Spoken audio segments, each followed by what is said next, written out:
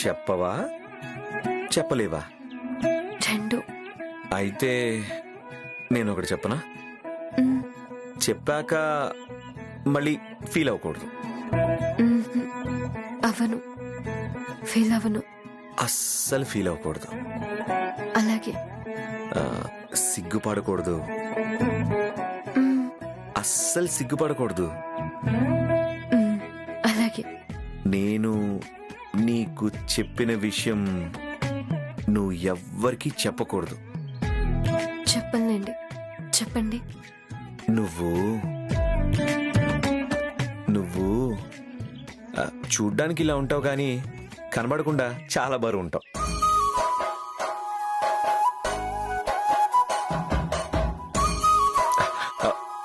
Sorry, joke చేశాను. Feel అవ్వకు. Feel అయ్యాను. ఫీల్ అయ్యావా? అవును, చాలా ఫీల్ అయ్యాను. ఓ, చాలా హ్యాపీగా ఫీల్ అయ్యాను. హ్యాపీగా ఫీల్ అయ్యావా? ఎందుకు? భార్యకు సంబంధించిన బరువు బాధ్యతలు భర్తే మోయాలి కదా. అవును. ఇప్పటి వరకు బాధ్యతలు మోసారు, ఇప్పుడు బరువు మోసారు. బరువు మోయడం ఇదే మొదటిసారి కాదులే, ఇది వరకు కూడా మోసాను కదా.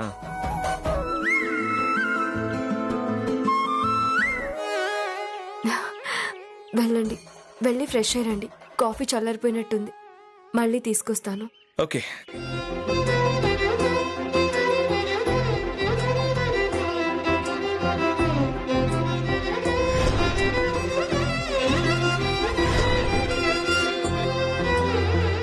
శ్యామ,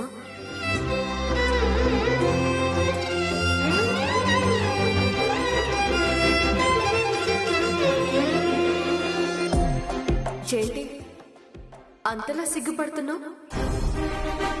అఖిల్ బాబు మనసుకి దగ్గరవుతున్న ఆనందమా? తప్పులేదు, ఆనందించు. కానీ ఆ ఆనందాన్ని పొందే అర్హత నీకు ఉందో లేదో ఆలోచించుకో.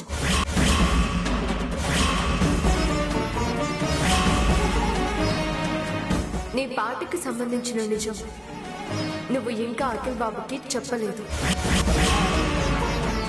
చెప్పాక అఖిల్ బాబు ఎలా రియాక్ట్ అవుతాడో తెలీదు. క్షమించి ఆదరిస్తాడో, కోపగించుకుని బయటికి గెంటేస్తాడో తెలీదు. ఇలాంటి టైంలో నువ్వు అఖిల్ బాబు మనసుకి దగ్గర అవ్వడం ఎంతవరకు కరెక్ట్? అది కరెక్ట్ కాదు అని నాకు అనిపిస్తుంది. ఇంకా నువ్వు నీ పార్టీకి సంబంధించిన నిజాన్ని అఖిల్ బాబు దగ్గర దాచడం కరెక్ట్ కాదు అనిపిస్తుంది. అసలు నీకు అఖిల్ బాబుకి నిజం చెప్పే ఉద్దేశం ఉందా లేదా? చెప్పకుండా అలా రోజులు గడిపేద్దాము అనుకుంటున్నావా? చచ్చా, అలాంటిదేం లేదు. చెప్పాలి, అఖిల్ బాబుకి చెప్పాలి. మరి తొందరగా చెప్పేయి. నేను చెప్పాలనుకున్న ప్రతిసారి కన్నయ్య చెప్పనీయకుండా చేస్తున్నాడు. అందుకని కన్నయ్య దగ్గర నుంచి చెప్పమని సూచనలు వచ్చాకే నేను అఖిల్ బాబుకి నిజం చెప్దామనుకుంటున్నాను. నువ్వు ఇలా ఆలస్యం చేయడం వల్ల నీకే నష్టం. ఎవరి ద్వారానో ఈ విషయం అఖిల్ బాబుకి తెలిస్తే పరిస్థితి వేరేలా ఉంటుంది. ఆలోచించుకో.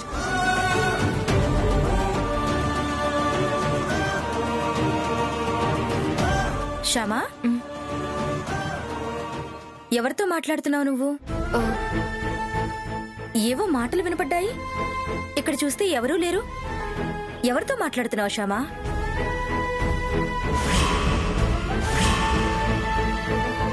ఏంటి అలా చూస్తున్నావు? చెప్పు శ్యామా, ఎవరితో మాట్లాడుతున్నావు? అది అది ఆయనతోనే అక్క. ఏడి అఖిల్? బాత్రూమ్కి వెళ్ళారు.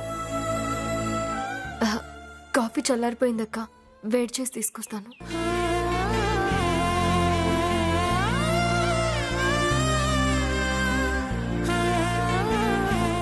ఏంటి శ్యామా ఎందుకు కంగారు పడుతుంది? ఏంటి ఇంకా వసంత్ రాలేదు?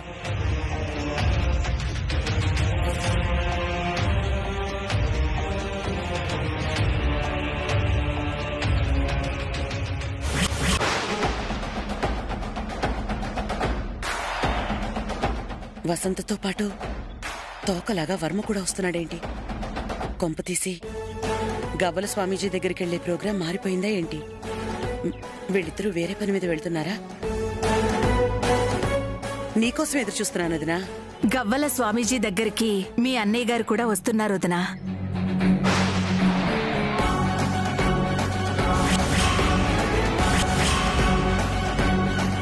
అవునా? అన్నయ్య గారు కూడా వస్తున్నారా? అవును. అన్నయ్య గారు ఎందుకు వదినా? పాపం అన్నయ్య గారిని ఇబ్బంది పెట్టడం ఎందుకు? మనం వెళ్ళొచ్చేద్దాం కదా. గవ్వల స్వామీజీ దగ్గరికి వెళ్ళడానికి నాకేం ఇబ్బంది లేదు. నేను రావడం వల్ల మీకేమన్నా ఇబ్బందా? అయ్యో, నాకే ఇబ్బంది ఉంటుంది అన్నయ్య గారు. నాకేం ఇబ్బంది? పదండి వెళ్దాం. నేను వెళ్తున్నాను కదా, ఇంకా నువ్వెందుకు? హాయిగా అవుట్ హౌస్ లో రెస్ట్ తీసుకో. పద వసంత.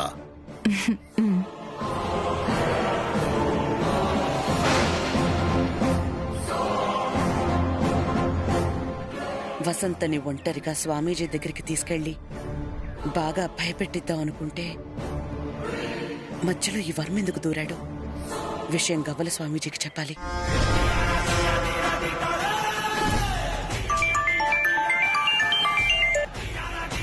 హలో.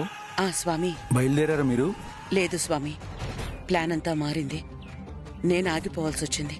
వసంత ఒక్కతే బయలుదేరిందా? తన భర్త వర్మ కూడా వస్తున్నాడు. అతనెందుకు వస్తున్నాడు? అదే నాకు అర్థం కావట్లేదు. నాకు అర్థమైంది. వసంతని భయపెట్టినట్లుగా అతన్ని కూడా బాగా భయపెట్టాలి, అంతేగా? అతనంత తేలిగ్గా భయపడే రకం కాదు. ఇలాంటివి అస్సలు నమ్మడు. అందుకే వర్మని జాగ్రత్తగా హ్యాండిల్ చేయాలి. అతనికి ఏం మాత్రం అనుమానం రాకుండా వసంతని భయపెట్టాలి. అది మన టాస్క్. ఓకే, నేను చూసుకుంటాను.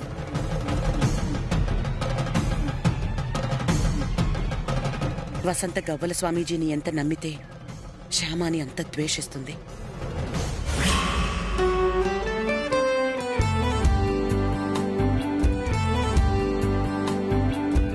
సన్నీ సన్నీ, ఆ ల్యాండ్ మొత్తానికి గ్రీన్ కలర్ ఎవరేసుంటారు?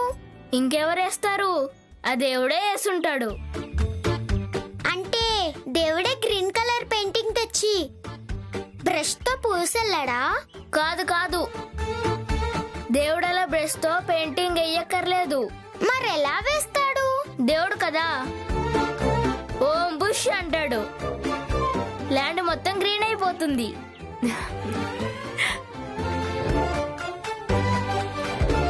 ఏంటి పిన్ని నవ్వుతున్నావు? దేవుడు అలాగే కదా రంగేసేది. అది రంగు కాదు నాన్న, పచ్చటి వరి పొలాలు అంటారు. వరి పొలాలా అంటే?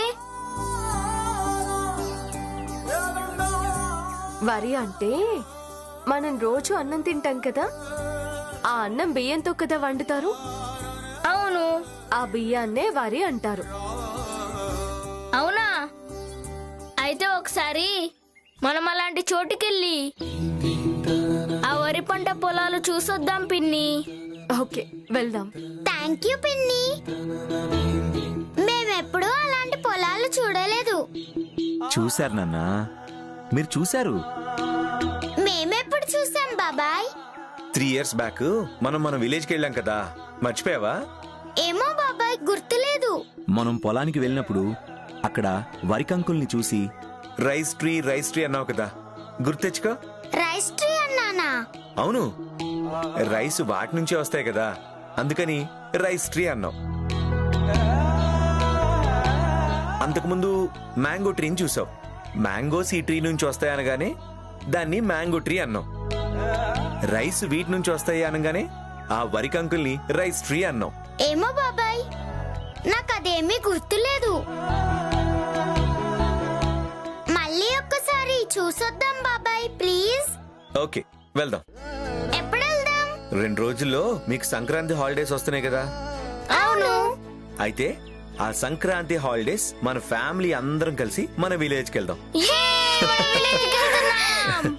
విలేజ్ అనగానే పిల్లలు చూడండి ఎంత హ్యాపీగా ఫీల్ అవుతున్నారో. ఏ నీకు హ్యాపీగా లేదా?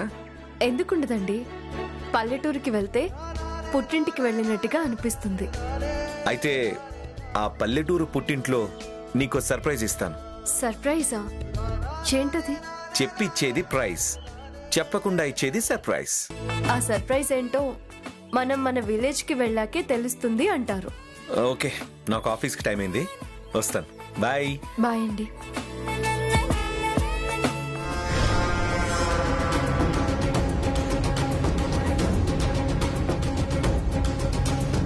ఫ్యామిలీ మొత్తం విలేజ్కి వెళ్తారా? నేను లేకుండా ఎలా వెళ్తారు? ఏంటి మమ్మీ, గవల స్వామీజీ దగ్గరికి వర్మ అంకుల్ వెళ్ళారా? అవును, నన్ను కాదని వసంతని ఆయన తీసుకెళ్ళాడు. అంటే నీ మీద ఆ గవల స్వామీజీ మీద అంకుల్కి డౌట్ వచ్చింటుందా? అలా డౌట్ వస్తుందని నాకు ముందే తెలిసే. అందుకే గవ్వల స్వామిని వసంతకి పరిచయం చేసింది నేను అనే విషయాన్ని ఆయనకి తెలియనివ్వకుండా జాగ్రత్త పడ్డాను. ఇంతకు ముందే గవ్వల స్వామీజీ కూడా ఫోన్ చేసి వర్మ వస్తున్న విషయం చెప్పాను. వర్మ సంగతి ఇంకా ఆయన చూసుకుంటాడు. ఇప్పుడు మనకి ఇంకో ప్రాబ్లం వచ్చింది. ఏంటి మమ్మీ? వర్మ కుటుంబం మొత్తం సంక్రాంతి పండుగకి వాళ్ళ ఊరు వెళ్తున్నారు. మనం కూడా వాళ్లతో పాటు ఆ పల్లెటూరుకి వెళ్తేనే వాళ్ళ మధ్య మనం గొడవ పెట్టగలం. ఆ స్వామీజీ మాటల్ని వసంత పూర్తిగా నమ్మేలా చేయగలం. కళాకారులు అఖిల్ జీవితంలోకే రాకూడదు అని స్వామీజీ చేత ఆల్రెడీ చెప్పించాం కాబట్టి శ్యామ సింగర్ అనే విషయాన్ని బయటపెట్టి వసంత చేత శ్యామని బయటికి గెంటించగలగాలి. అవన్నీ చెయ్యగలగాలి అంటే మనం కూడా సంక్రాంతికి వాళ్లతో పాటు వెళ్ళగలగాలి. ఎలా మమ్మీ? మనమంటేనే వర్మ అంకుల్ కి విపరీతమైన కోపం ఉంది. ఆయన్ని కాదని ఎలా వెళ్తాం? దానికి కూడా ఏదో ప్లాన్ ఆలోచిస్తాను లేవే. మనం కూడా వాళ్లతో పాటు వెళ్లేలా చేస్తాను. ముందు గవ్వల స్వామీజీ చెప్పిన దానికి వసంత రియాక్షన్ ఎలా ఉంటుందో చూద్దాం.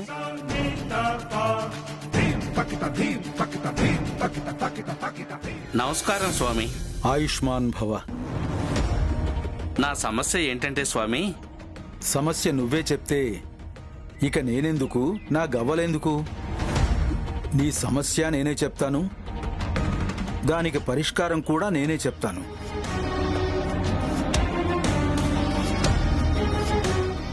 ఒకటి,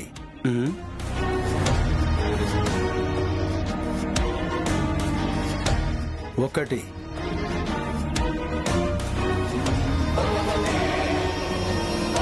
మళ్ళీ ఒకటి, 3 సార్లు 1 1 1 పడింది. అంటే 111. 111 రూపాయలు దక్షిణగా అక్కడ పెట్టు నాయనా. నీ సమస్యకు పరిష్కారం దొరుకుతుంది. చిత్తం స్వామి. ఇదిగోండి స్వామి. 1 1 1 3 ఒకట్లు అంటే 3 మనుషుల మధ్య ఉంది నాయనా నీ సమస్య. అంతేనా? అంతే స్వామి. మొదటి మనిషి నువ్వు, రెండో మనిషి నీ మొదటి పెళ్ళాం, మూడో మనిషి నీ రెండో పెళ్ళాం. అవును స్వామి, కళ్ళతో చూసినట్టుగా కరెక్ట్ గా చెప్పారు స్వామి.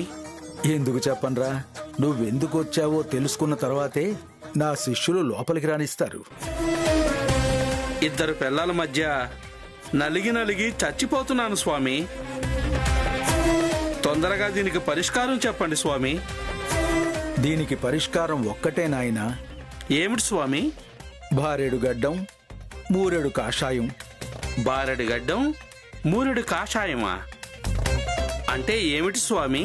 ఎంచక్క బారెడు గడ్డం పెంచుకుని మూరెడు కాషాయం కట్టుకుని సన్యాసం తీసుకుంటే ఇలాంటి పెళ్లాల సమస్య పూర్తిగా తీరిపోతుంది నాయనా. ఆహా, కళ్ళు తెరిపించారు స్వామి. కళ్ళు తెరిపించింది నేను కాదు నాయనా, నా గవ్వలు. అవును స్వామి, మీకవ్వలే. నేను మీ దగ్గర శిష్యుడిగా చేరి మనశ్శాంతిగా ఇక్కడే ఉండిపోతాను స్వామి. శుభం. మీ ఫలం తీసుకో తల్లి, త్వరలో నీకు సంతానం కలుగుతుంది. స్వామి, నాకింకా పెళ్లి కాలేదు. అలవాట్లో పొరపాటు. పెళ్ళి అనబోయి సంతానం అన్నాను. త్వరలోనే నీకు పెళ్ళవుతుందమ్మా. అలాగే స్వామి. హరి ఓం తత్సత్. నమస్కారం స్వామీజీ. నమస్కారం అమ్మా. ఆయుష్మాన్ భవ. మా వారు స్వామి. చిరంజీవ చిరంజీవ. అతను తేలిగ్గా భయపడే రకం కాదు. ఇలాంటివి అస్సలు నమ్మడు. అందుకే వర్మని జాగ్రత్తగా హ్యాండిల్ చేయాలి. స్వామి, మీరిచ్చిన రక్ష. వద్దమ్మా, నువ్వేం చెప్పద్దు. సమస్య నేనే చెప్తాను, పరిష్కారము నేనే చెప్తాను.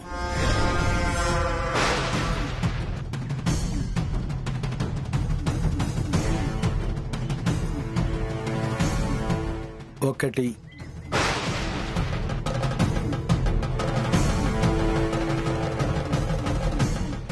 రెండు,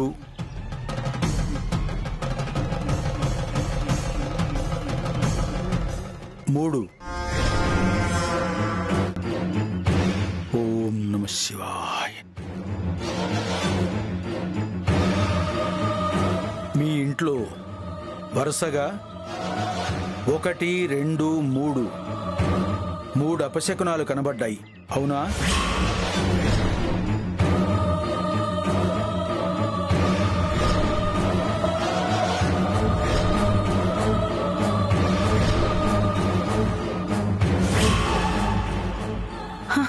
అవును స్వామి. మంత్రించిన నిమ్మకాయలు కనపడ్డాయి. రక్ష జారి పడిపోయింది.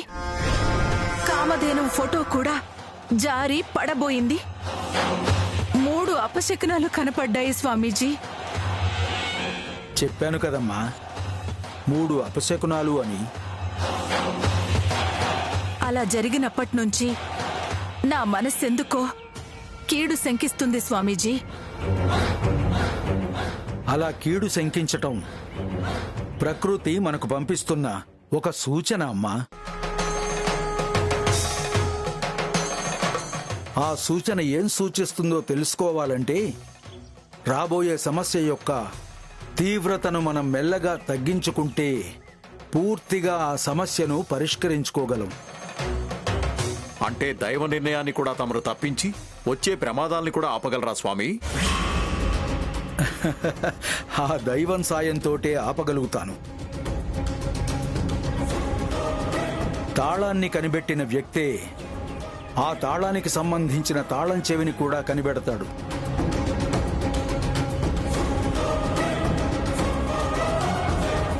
దేవుడు కూడా అంతే. సమస్యను ఇచ్చినప్పుడే దానికి సంబంధించిన పరిష్కారం కూడా ఇస్తాడు.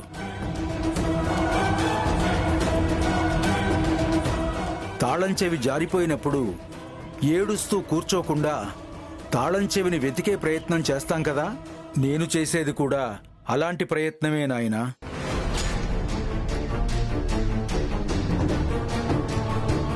ఎక్కడో జారి పడిపోయిన పరిష్కారాన్ని వెతికి తీసుకొచ్చి నీ సమస్యను పరిష్కరిస్తాం, అంతే. దొరికిన తాళం చెవి ఖచ్చితంగా ఆ తాళానికే సంబంధించింది అని, దాంతో ఆ తాళం ఓపెన్ అవుతుంది అని గ్యారంటీ ఉంటుందా స్వామి? గ్యారంటీ కార్డు, వారంటీ కార్డు ఇవ్వడానికి ఇది వస్తువు కాదు నాయనా, జీవితం. జీవితానికే గ్యారంటీ లేనప్పుడు జీవితంలో జరిగే సమస్యలకి, వాటి పరిష్కారాలకి గ్యారంటీ ఏముంటుంది నాయనా? ఆయన అలాగే మాట్లాడతారు స్వామీజీ. మీరు చెప్పండి స్వామీజీ, ఈ అపశకునాల వల్ల ఏ కీడు జరగబోతుంది అని. ఏ కీడు జరగబోతోంది అనేది నేను చెప్పనమ్మా, మీ అరచేతులే చెప్తాయి. శిష్య, తీసుకురా.